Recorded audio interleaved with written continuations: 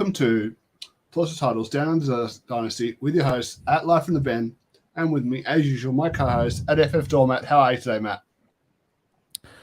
Mate, I'm doing wonderfully well. Week 3 is in the books. Week 4, quarter of the season coming up.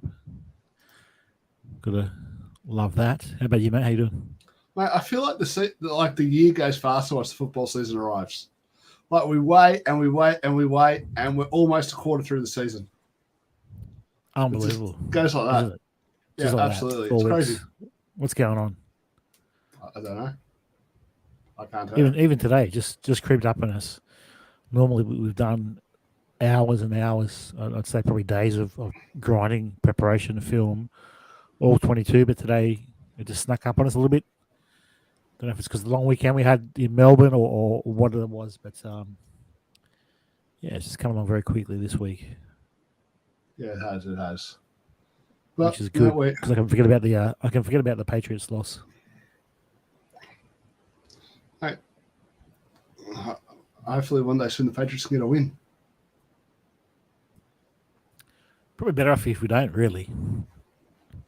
Mac going IR for a few weeks and we might be able to get another wide receiver to bust. Devontae Parker, mate. That was your call out, Devontae Parker. It was a long time coming. I've got him in a couple of leagues. I didn't start him. I think I started him week 1 and 2, and I had him. I should have known with my eyes. I just thought maybe it would have been Bourne or Aglahor, but it was Parker. Knew someone was going to go large against a banged up Baltimore defense. Mm-hmm. But yeah, love to see that. That was good. Hopefully he can keep that up. Hopefully, but looks like it might be Brian Hoyer throwing him the ball. So, Nino, my thoughts on Greg Dortch is that he's going back to the bench once Rondale Moore's healthy. 100%. Yeah, 100% the same. I think as soon as Rondale Moore comes on, he'll be back to special teams. If he even plays special teams, I've got no idea really, but yeah, he's definitely startable now, right? You can start him.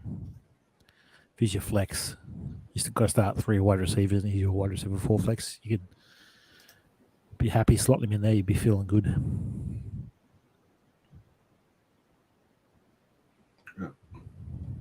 Yeah, I agree with that wholeheartedly, sir.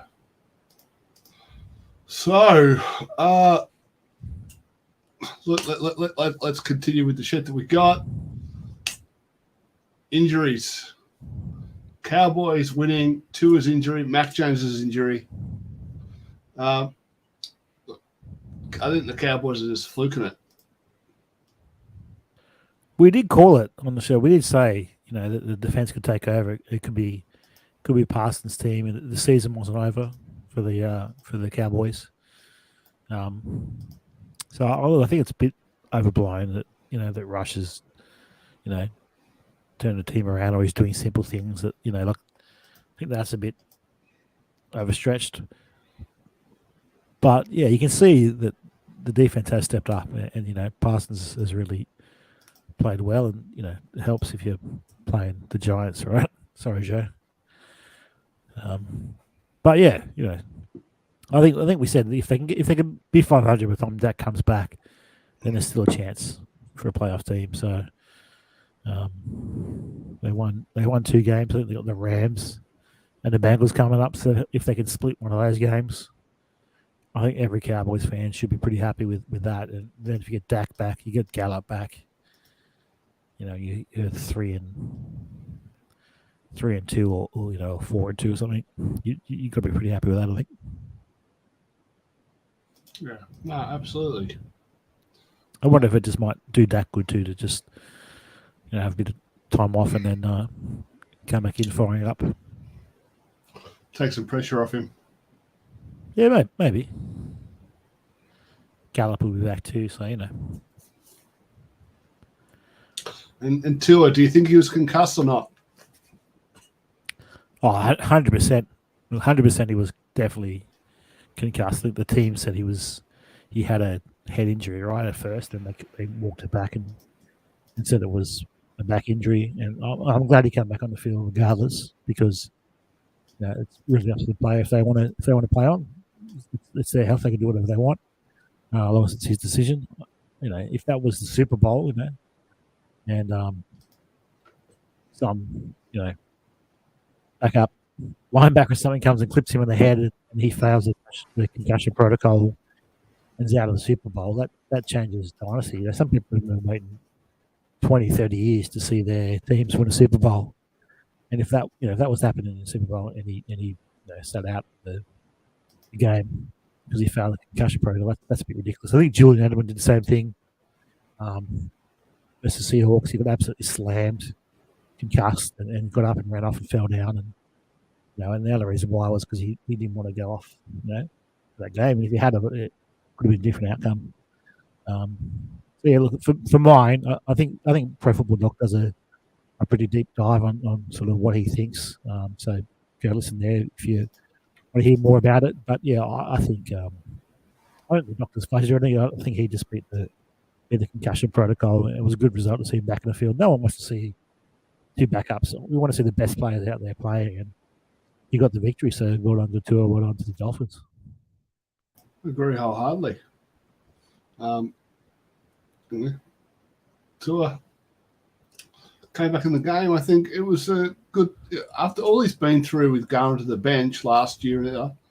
I think it was nice for the Dolphins to kind of put him back out there. Is that wrong to say?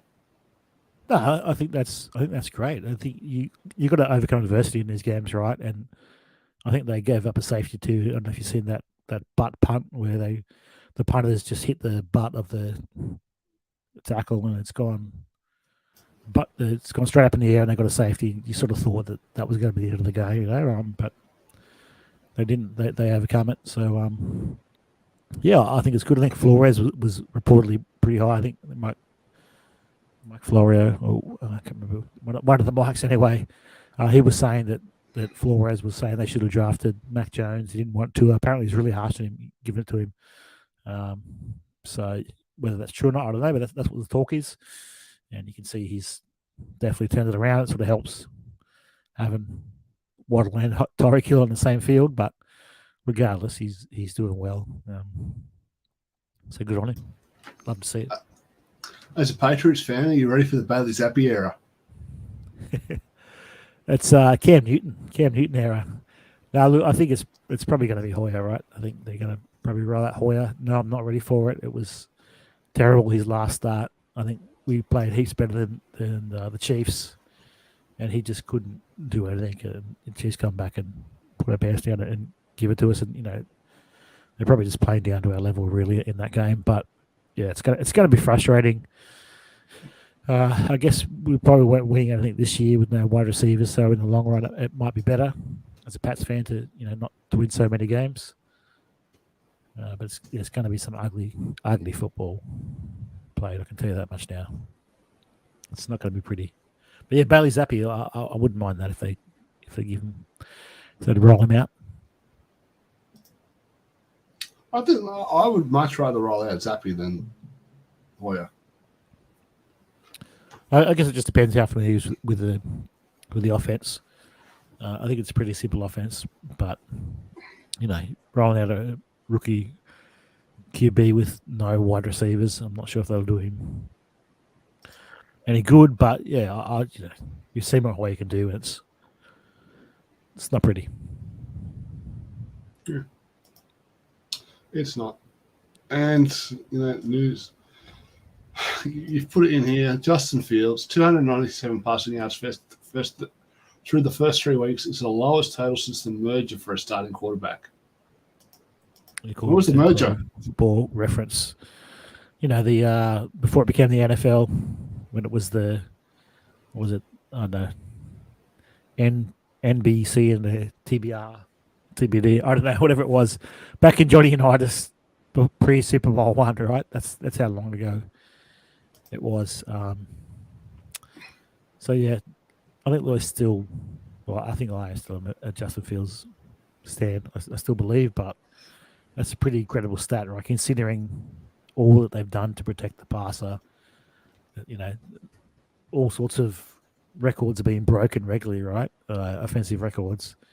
To have your QB throw for less than 300 yards through 3 weeks. It's not a good stat. No, it's not. It's pretty nasty, actually. And it probably nothing's going to change, right, too. Like, until the offensive coordinator changes or the coach changes, it's probably going to be more of the same, really. I hope not. I still believe. I think he's a great talent. He's got a good floor, but they're just not throwing the ball. And when you see what I think he dropped back 15 times and got sacked 5 times, which that's pretty incredible, right? Like, every third drop back, you're getting sacked. You're probably better off running the ball. I think Herbert absolutely carved it up. He just was killing it. I think he was really efficient.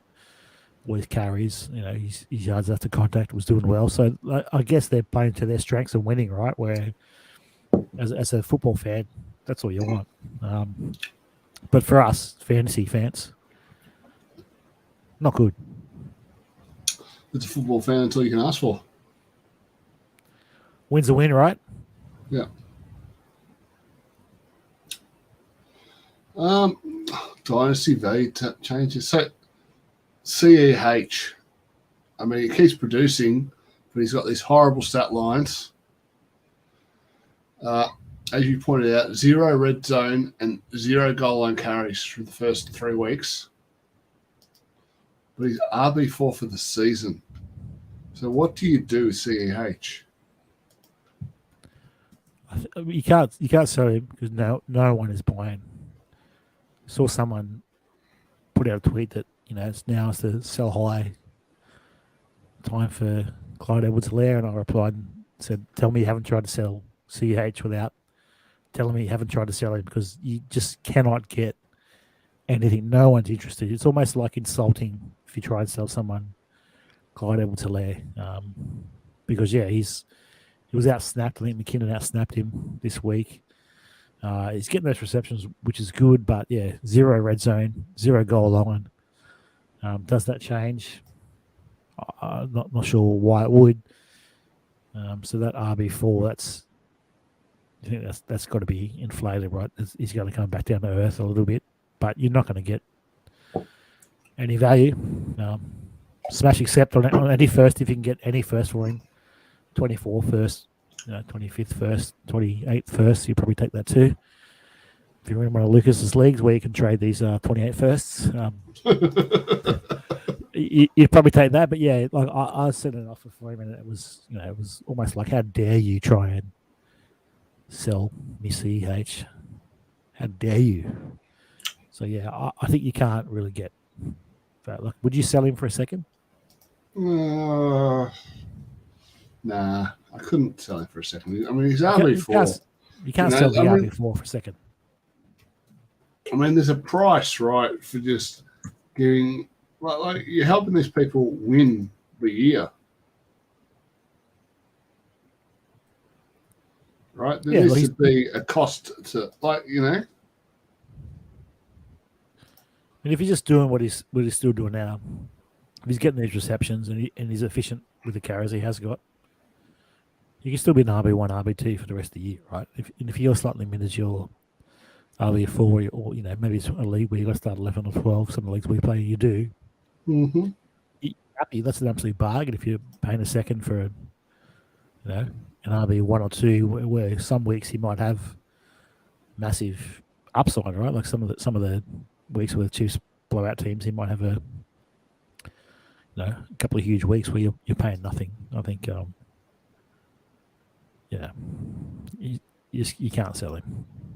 Maybe that changes in a few more weeks, but I think we're all scarred from moving up to the 101, 102 when the Chiefs drafted him, and he just leaves a bit of a dirty taste in your mouth, I think.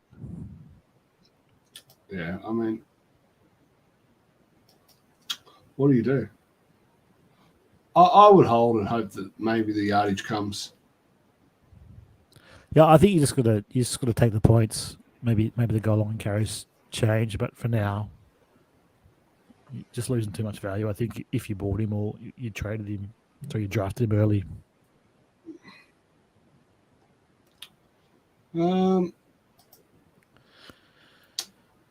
Tua, Ryan Tannehill has more QB 1 weeks than Tua. I still can't believe Tannehill's been a QB 1 twice this year. Yeah, me too. I was going through a good friend of the show, FF Spaceman, Dave Wright. He caught up with him on SFB. So ever since then, I've sort of been following him, and he has this excellent free spreadsheet, which is fantastic. Jump on there, use it yourself. You find some great stuff on there. That's why figuring out bits and different pieces, and you can see for yourself. Right, Tannehill's finished as a QB1 twice, so top 12 QBR in a standard PPR league. Tua's only done it once, and the once that he did it was against Baltimore, right, who were banged up. So Mac Jones played Baltimore without his wide receiver 1 in Jacoby Myers, 3 for 300 yards. Flacco passed for over 300 yards. So make of that what you will. We're both on record saying we believe in Tua when it weren't out on Tua preseason, and I don't think that's changed. But yeah, look, it's an interesting stat, right? Like the 1 week he was a QB1, he was the QB1. It was a massive week, but other 2 weeks,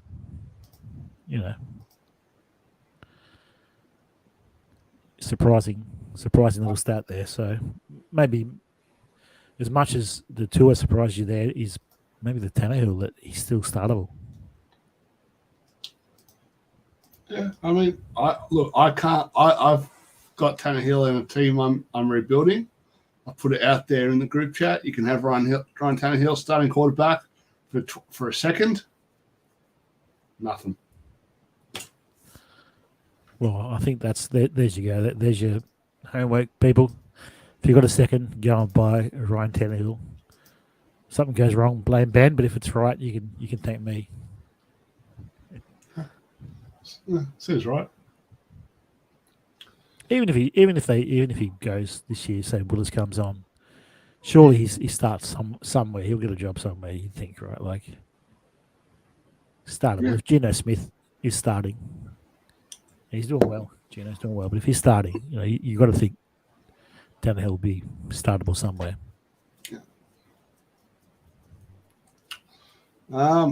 I had a cool little sound drop. It's not going to work now that I broke my microphone, but so regrets. Who do you regret not buying come week 3 of the NFL season? The player that you wish you were more aggressive in going out and trying to acquire? There's two players. Main one I regret is Garrett Wilson. I have 0 Garrett Wilson shares. Mm-hmm. And for some reason, probably because I've got a few Breece Hall shares, I've watched a lot of the Jets tape, even watched some of their All-22 film, and he just looks sensational. I had quite a week this week, but he was still fine, but he had quite a week. So I thought maybe people might be at him, but you can't buy him. You got to pay Jamar Chase prices almost to get him. I think I offered 2 firsts in one league that we're both in. I offered a first, a second, and Rondale Moore. Offered pretty decent prices, and it was a quick deny. And that's fair enough. It's probably a good reject, but that's you got to pay more than 2 firsts to get him. So, and you probably could have got him, mid to late, not late, but what was he 105?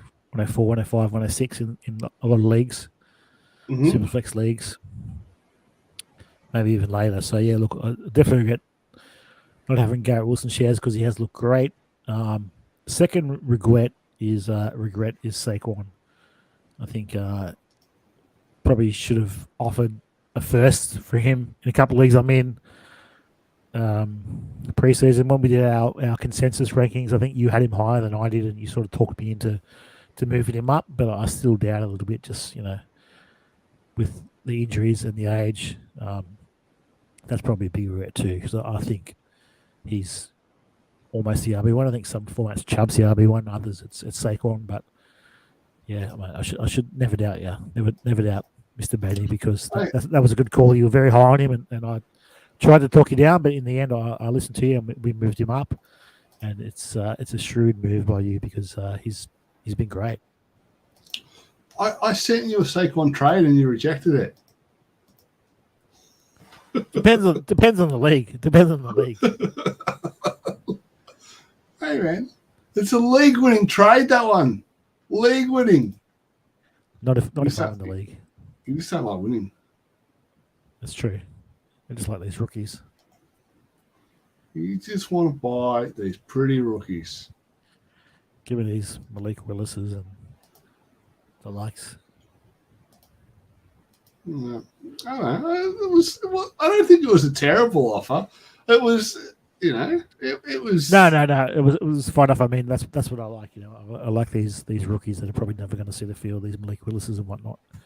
I can't remember which league that's in, but I think that league I went QBX, and I'm sort of rebuilding. So I want to say that's why I said no. But yeah, he's looked great. It's so good to see him healthy, and I think there's not a bunch of RBs that have that full bell cow role, and he certainly is one of the few that do. So love that. Yeah. What are you drinking, buddy? I'm drinking another one of One Drop's deeper oatmeal cream beers. Oatmeal cream. Yeah, and it's almost finished. I got a 150 Lashes Jam Squire Pale Ale. Keep it simple, not as fancy as you Melbourne folk, but it's a nice drop. Drinks of the pod. Drinks of the pod. Steal it from the Aussie guys. Hey, we're nothing but thieves here at the end of the day. It's all true. How about you, mate? Who do you regret not buying? Trevor Lawrence. I was high on him when he came out, and I thought he would turn it around. Maybe not to this degree so quickly, but I really, really regret not just going in and smashing and buying more Trevor Lawrence. Yeah, look, I love that call. I think we talked about it on air, right? We mentioned that sometimes you have these bosses or these managers. They just micromanage you. They make your life a nightmare. They really just you turn up to work. You don't want to be there, and that person leaves, and someone else comes in. They're fresh. They trust you. They're young, and the whole outlook changes. And that sort of looks like what's happened with Trevor Lawrence, right? Peterson's in there, and it looks just like a completely new quarterback. I think his QBR for the year is 103, which is sensational. They've had a couple of good wins, and he's looked fantastic. So, we've got to commit a bit more to some of these takes. I think when we're talking to these guys, let's jump on them next off season. Let's listen to ourselves a bit more and make some moves. Moves we'll make. We've got to. Yeah, I should have been more aggressive. Like, I was so high on him. I thought he'd do well. I think one of the problems I had this season is, like, when I was ranking him versus Trey Lance, who's now out for the year, I ranked Lance ahead of Lawrence. He just felt safer because he was with Kyle Shanahan, and they traded multiple first-round picks to move up to get him. I looked at what Shanahan had done with Jimmy G, and I thought, why can't he do that with Trey Lance? And that was a mistake. Well, he still can. I think Trey Lance, that can all be true, right? But I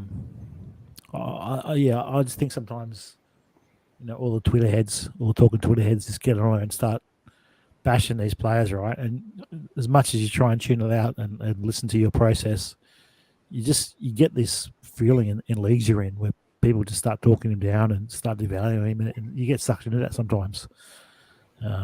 So I guess it's important just to go back to your rankings and go back to your value and and what we predict. We weren't selling him cheap or anything, but yeah, I think I'm with you there. It would have been good to have. You could have certainly bought him a little bit lower in some leagues last year. I think a couple of people were mentioning in some league chats I'm in that they were out him and were looking at selling him. So that time has passed. Yeah, it's passed. It's gone. It's over. Horse is bolted. Yeah. Just look, you can't buy Lawrence now. But the thing is, he was falling to the third round in startups, and now he'd probably be going in the first. Yeah, you missed your window. Yep, it's we predicted it. We want to take back. You'll see it, but yeah, it just you got to block that noise out sometimes. And good lesson learned. We need to write some of these lessons learned down, so we can give ourselves an uppercut and start again next off season. I'll certainly be giving myself an uppercut.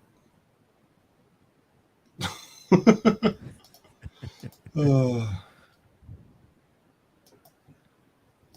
right.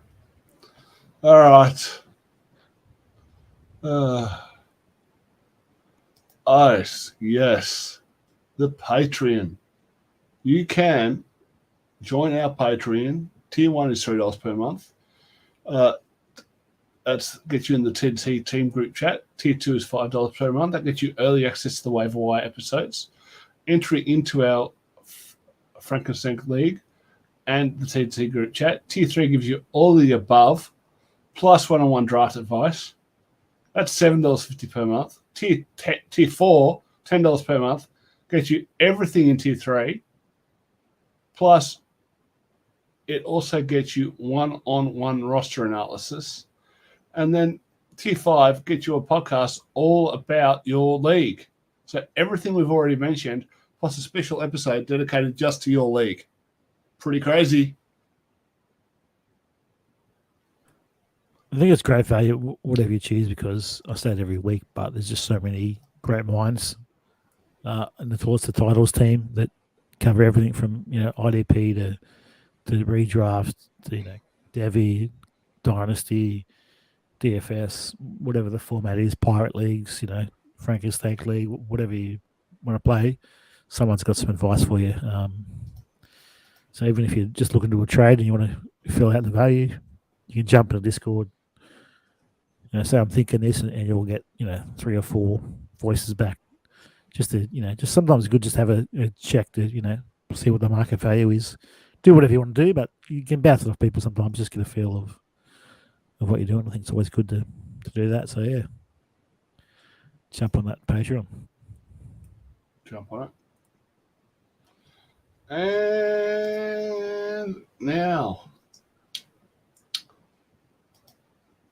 some actionable stats and info. Ramon Stevenson, according to the stats that we have here, courtesy of @FF Spaceman, has outsnapped Damian Harris last week, 41-25. It's a massive difference. Yeah, it's a massive difference considering Harris was the one coming in, and it looks like Ramondre is going to probably overtake that backfield. This will be Harris's last year, so that might continue to grow, or at least stay the same anyway. So I think the rush attempts were similar. The actual snap share, I think there was like 12 attempts to 11. Ramondre had 12 attempts. Damon Harris had 11 attempts, but the targets, there's 5 targets to 3. So he's already overtaken that backfield, and I think it'll probably just continue to grow more. Route participation, 62% to Stevenson, 27% to Harris. So they just even, back in his rookie year, I think Brady was still there then. They just didn't trust Harris to catch the ball. I think he dropped a couple of balls early, and just, James White was there and other options. So Stevenson's looked great when he has, a couple of routes. He's run some good wheel routes and looked sneakily good. They've got PS Strong, and I think Kevin Harris is still in the practice squad, I think. Tom Montgomery signed as well, versatile back, even though he's on IR. So probably, I guess, sell Harris now while you can, or if you probably wait till he's traded in the off season.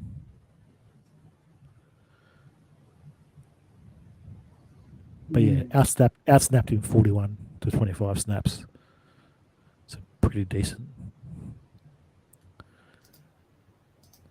advantage to Ramondre. Big time. And Brees Hall, the RB1 already. More snaps, receptions, targets, and more efficient.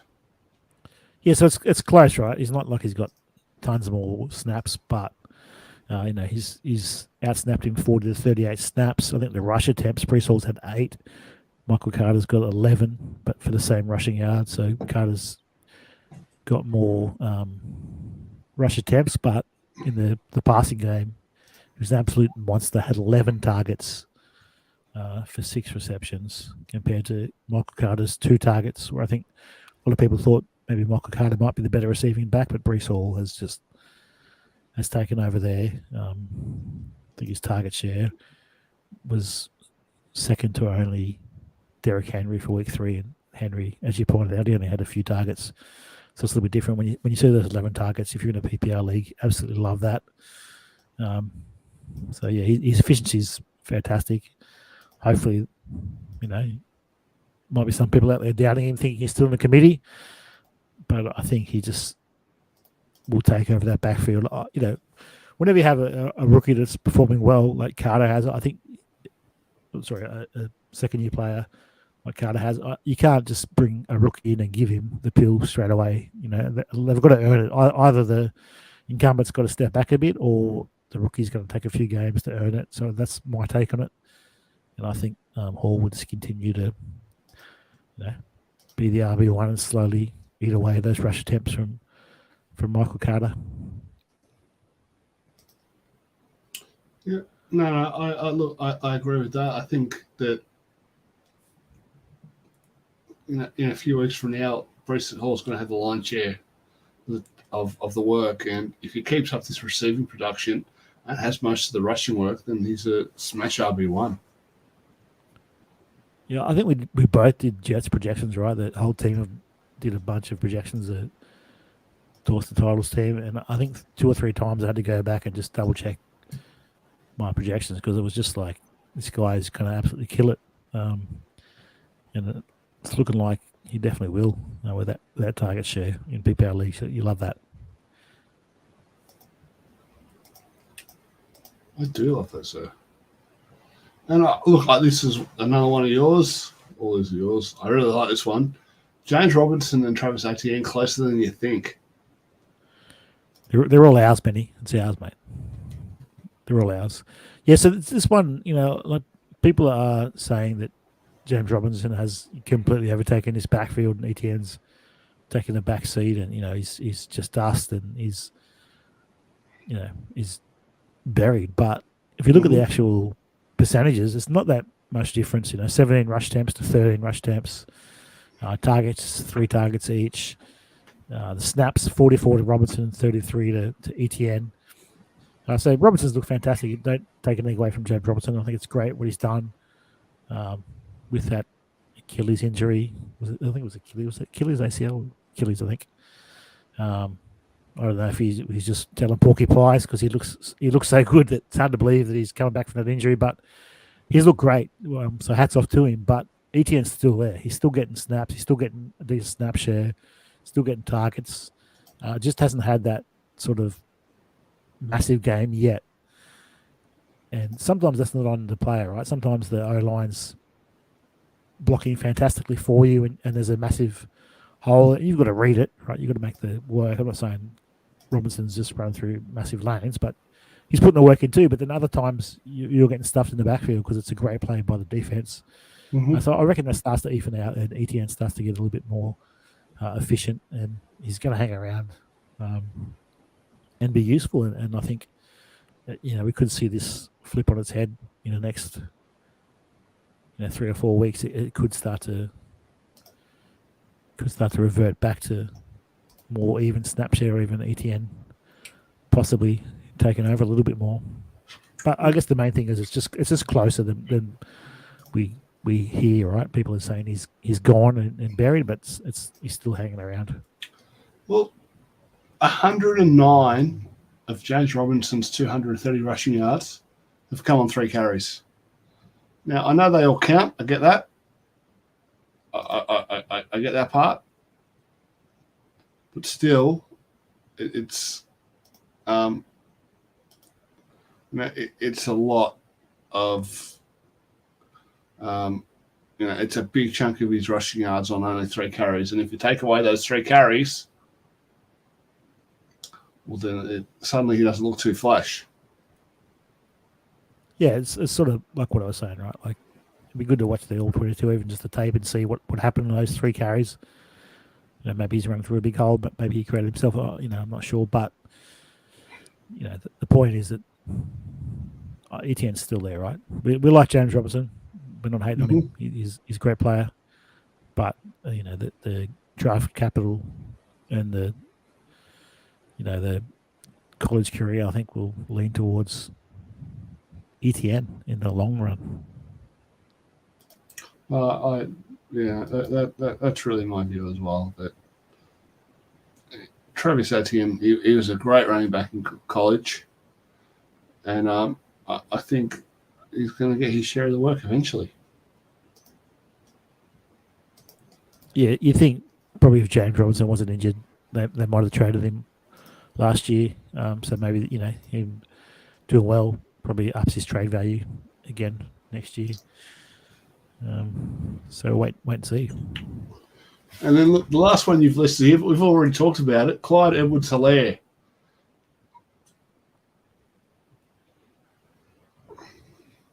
Yeah, zero red zone, 0 goal line for the season.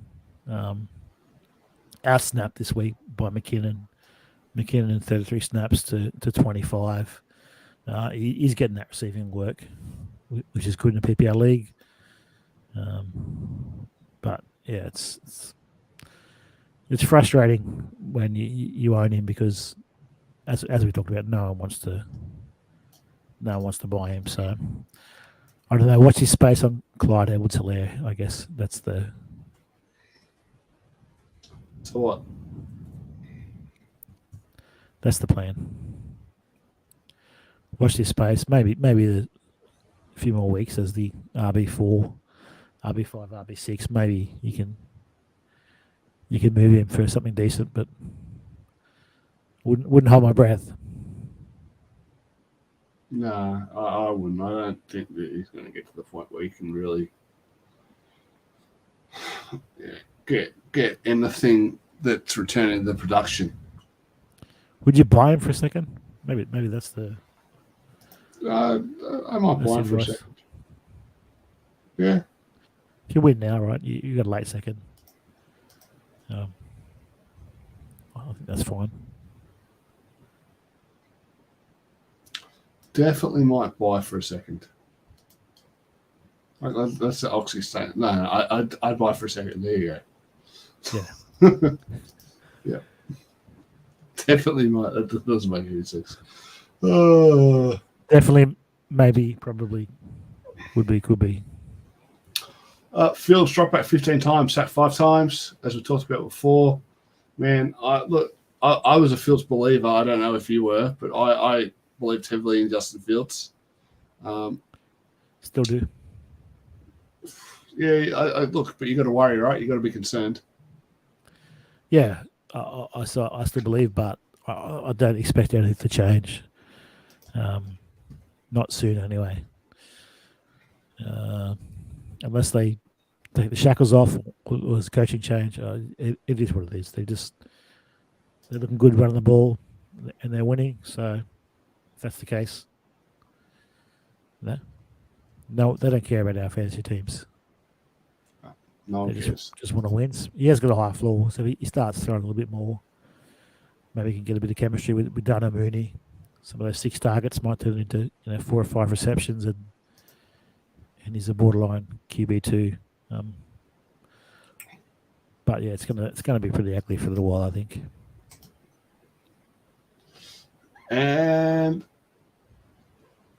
look, what are you going? Are you going to try and buy Fields right now? What would you pay for him? You can't pay 23 first. I don't think, because he just looks too ugly, and you're not going to get him for a second. Maybe a really late 23 first or a single 24 first. I think I offered a 24 first for him and got rejected straight away, which is probably the right move. But that's what we're looking to do. 24 first or very late 23 first. But you're the one taking on all the risk, right? With that 23 first. That 23 first might not be very late. Maybe turns out it's a mid 23 first, and if this continues, you're going to feel too good about owning Fields. So there's a lot of risk to take on where that 23 first, you could spend that somewhere else. Mm-hmm. I don't know. I mean, at this point, if you could get a first for him, whether that's 23 or 24, and you worry, and you can, I can understand moving on. Absolutely. Yeah, I think you can cash out. I think you just paid a first for him, right? If you drafted him, could you get a first? I think you still might be able. You still might be able to in some Superflex leagues. Maybe there's some teams rebuilding. Or buy low. They've got someone's late first or something. Maybe they've maybe that's what you could do. But yeah. Not very possible. Yeah, it's just ugly. It's a little bit sad because I was a big fan too. We see him in that game against Clemson where he got absolutely cut in half and came back on and won the game. That's what we were looking forward to, and just haven't seen it yet. And finally,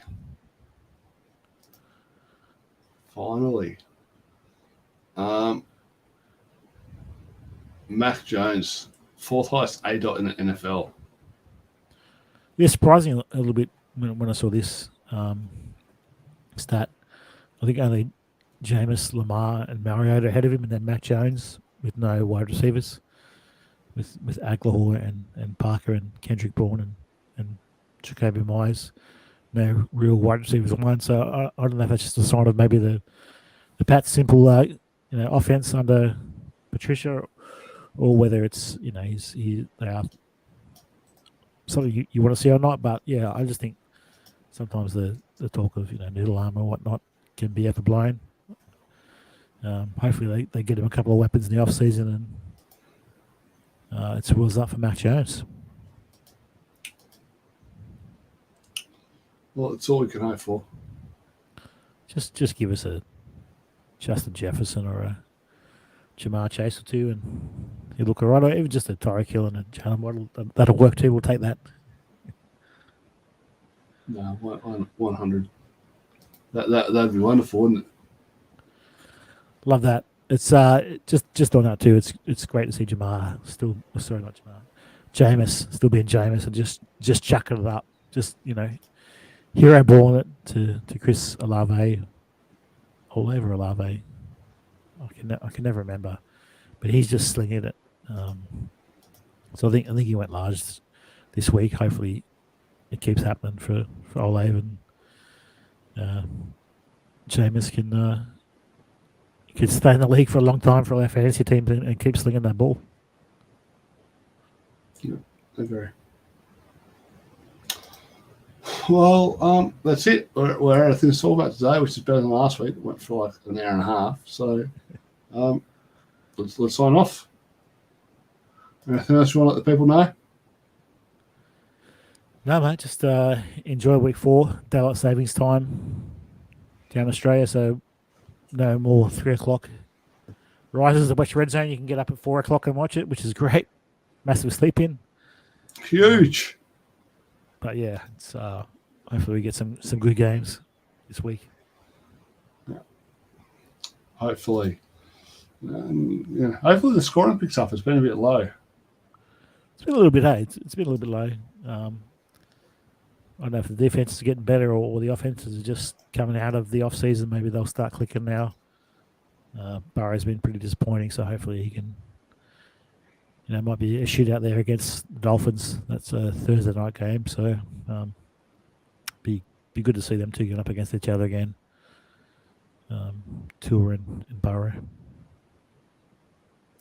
Yeah. All right. Let's sign off and get to bed early. I'm tired. I'm old. Peace. Ciao.